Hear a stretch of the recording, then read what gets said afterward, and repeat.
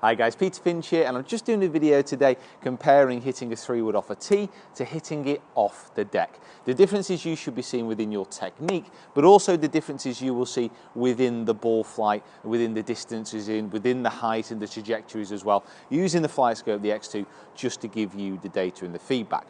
What I'm going to do is I'm just going to talk you through the differences in each shot.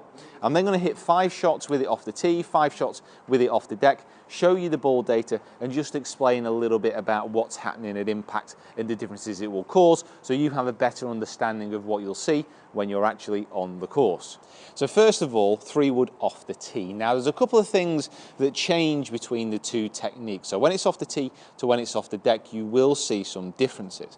Now first of all, when you're actually hitting a 3-wood off the tee, now I'm using my AeroBurner TP 3-wood here. It's got an X-Stiff shaft and it does fly very, very well. It's almost a better kind of option than the driver. Sometimes it flies that well for me at the moment. But with the setup, with the 3-wood off the tee, I've just got it teed up a little bit here, not massively. You want the ball position just inside the left heel, very similar to a driver when the 3-wood's off the tee. It will be moved further back as it goes off the deck, and I'm playing this from maybe an inch inside my left heel, so just slightly further back than I would my driver. But technique-wise, it's that nice wide takeaway, moving through the way, just bumping those hips slightly, but then attempting to just get that spine angle tilted back a little bit at impact, and sweeping the ball up off the tee. Now, sweeping the ball up off the tee will give a higher angle of attack, launch the ball higher and further, and should carry it a little bit more distance. When the ball is off the deck, you want to be hitting it probably a little bit more level or even down to make sure you get the ball first. When it's off the deck, it's a lot harder to hit up on the shot, and that's, I imagine, what the ball data will actually show when we get onto it. So I'm just going to clip one away. So the ball position just inside the left heel. Nice wide stance, that tilt away with the spine. And swept away pretty nicely. Slight fade. Distance-wise though, excellent actually.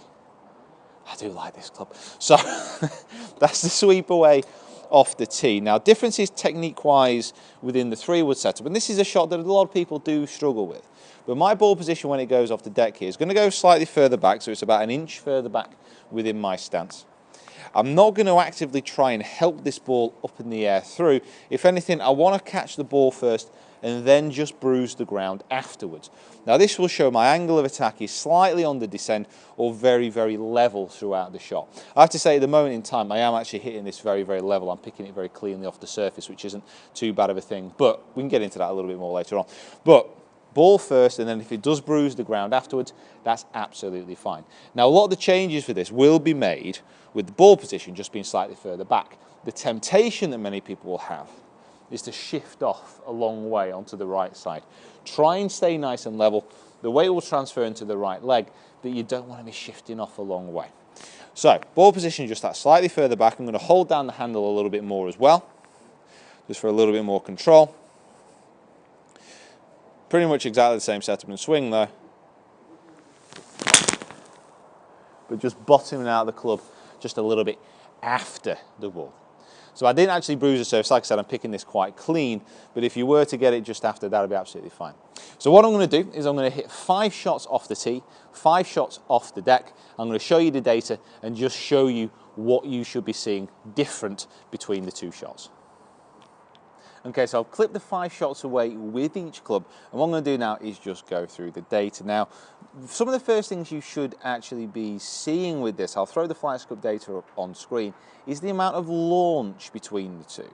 Now, when it's off the tee, the launch, initial and overall carries of the shot is increased because of the height and the launch that you attain at impact. And one of the big differences in this regard is angle of attack. So my angles of attack with my 3-wood off the tee, 4.7 up, 4.6 up, 5.7 up, 5.4 up, 3.9 up. So through the actual impact area, my club was on the ascending actual angle of attack. So the club was going from a lower point than the tee and moving up through the ball. Now getting up to 5.7, 5.4, that's actually quite a long way up. It's possible I was maybe trying to exaggerate it a little bit, but the results were very, very good as well. Now club head speeds kind of about 105 average. Smash factors decent as well. The wind today is a little bit kind of into and off the right hand side, but you can certainly see with the actual ball flights decently high, not bad distance, kind of getting up to about 250 yards. Now the big difference is dynamic loft here with the 3 wood when it was off the tee. 14, 8.2 a little bit low, and then 10, 13 and 13. So kind of about the true loft of that actual 3 wood. Now when I shift that down towards the tee, and this is where the big differences come, all of a sudden, off the deck, sorry, confusing myself. When it actually goes down off to the tee, my angles of off the deck, sorry, my angles of attack 1.8, 0.5, 0.6, 0.8, 2.2. So much more level through the actual point of impact. And to my dynamic loft, that drifts it down very, very low.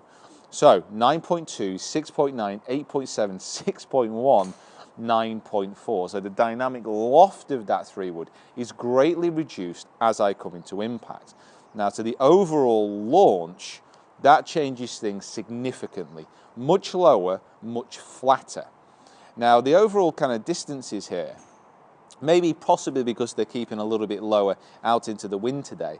I had a total one of 261 actually. 261, 249, 248, 249, 240. But the actual amount of roll out there was actually pretty good as well, at least 10 yards, and on some of them up to about 20 yards as well.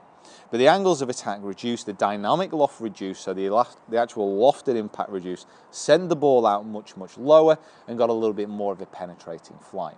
But that was simply just by changing my setup and just changing how I was moving through the ball. So rather than trying to hit up, just trying to hit level or down, but it's changed pretty much everything about the actual impact factors. And that changed a lot about the actual ball flight. So those are the differences that you should be seeing when you swap from a tee down onto the deck. But let me know how you get on. Just have a play around with those ideas. Like I said, there's videos on this channel already about how you can better hit 3 wood shots, but this is a real insight to what you should be seeing from that switch over from the tee to the deck. Only small changes, but a big impact. Right guys, thank you so much for watching. Please subscribe to the channel if you haven't already. Follow me on my other social media platforms as well. And we will be seeing you down here very, very soon. And if you want to see me do more of these comparison videos, please comment in the box below and let me know.